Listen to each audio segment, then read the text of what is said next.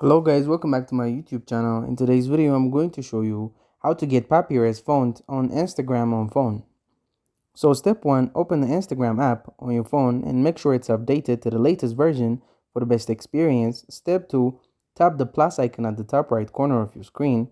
This is where you start creating new content. Step 3, select story from the menu at the bottom.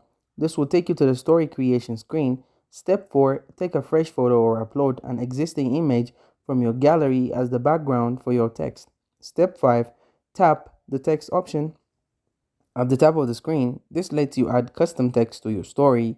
Step 6, scroll through the font options and choose Comic Sans. This is the key to unlocking the Papyrus effect. Step 7, type the word Papyrus first, then enter your actual desired text right after it. This tricks Instagram into changing the font. Step 8, delete just the word Papyrus, but keep your main text.